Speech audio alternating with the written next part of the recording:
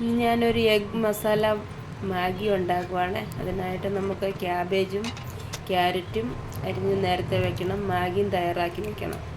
അത് കഴിഞ്ഞിട്ട് ഒരു ചീനിച്ചട്ടി ചൂടാക്കി സ്വല്പം എണ്ണ ഒഴിച്ചൊരു മുട്ട പൊട്ടിച്ചൊഴിക്കുക. ഉപ്പിടണം, കുരുമുളക് പൊടി ഇടണം.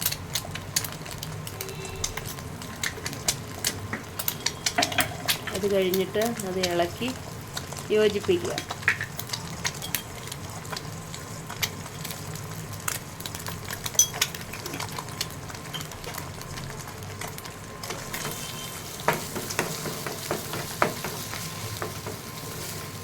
അതിനുശേഷം നമ്മൾ അരിഞ്ഞു വെച്ചിരിക്കുന്ന അതൊരുവിധം പറ്റി കഴിയുമ്പോഴത്തേക്കും, മുട്ട ഒരുവിധം കുക്കായി കഴിയുമ്പോഴത്തേക്കും നമുക്ക് അരിഞ്ഞു വെച്ചിരിക്കുന്ന ക്യാബേജും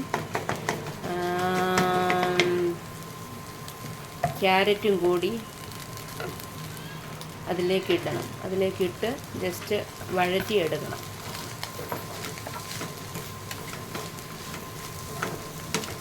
അതൊന്ന് നല്ലതായിട്ട് വഴറ്റിയെടുക്കുന്ന സ്വല്പം ഉപ്പും കൂടി ഇടാമേ.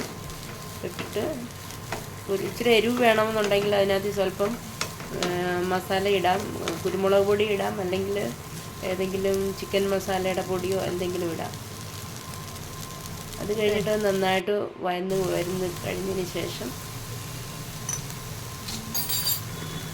നമുക്ക് വേവിച്ച് വെച്ചിരിക്കുന്ന മാഗി അത് നല്ലതായിട്ട് വേവിച്ച് വെക്കണം. അതിൽ വെള്ളമൊന്നും കാണരുത്. അങ്ങനെ ആയിരിക്കണം. അത് ശരിക്കും ഡ്രൈ ആയിട്ടുള്ളതാണ് ഇടേണ്ടത്.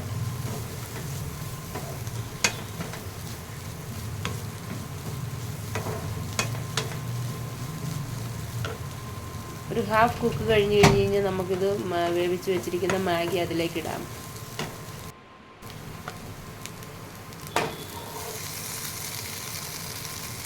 എന്നിട്ട് നല്ലതായിട്ട് വെജിറ്റബിളിൽ യോജിപ്പിക്കുക.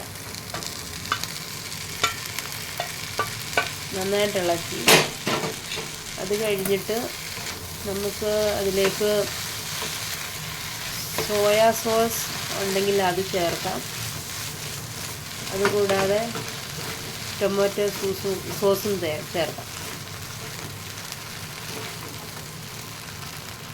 നന്നായിട്ട് ഇളക്കി യോജിപ്പിക്കണേ. അന്നേരം ഒരു ടേസ്റ്റ് ഉണ്ട് മസാലയുടെ. ചിക്കൻ മസാലയോ മാൽവണി മസാലയാണ് ഞാൻ ചേർത്തിരിക്കുന്നത്.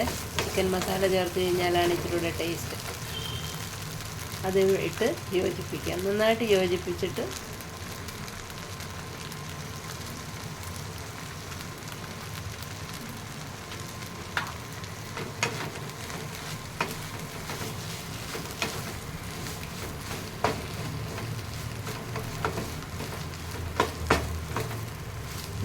Gas off ചെയ്യാമേ. ഗ്യാസ് ഓഫ് ചെയ്തിട്ട് നമുക്കതൊരു പ്ലേറ്റിലേക്ക് പകർത്താം.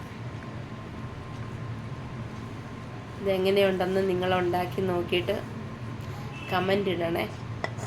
ഇഷ്ടപ്പെടുമെന്നുണ്ടെങ്കിൽ നിങ്ങൾ ഉണ്ടാക്കിയിട്ട് പറയണം കേട്ടോ.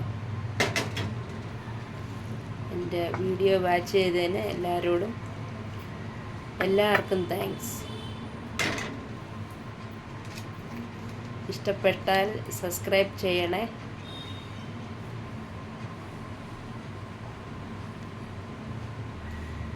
Thank you so much.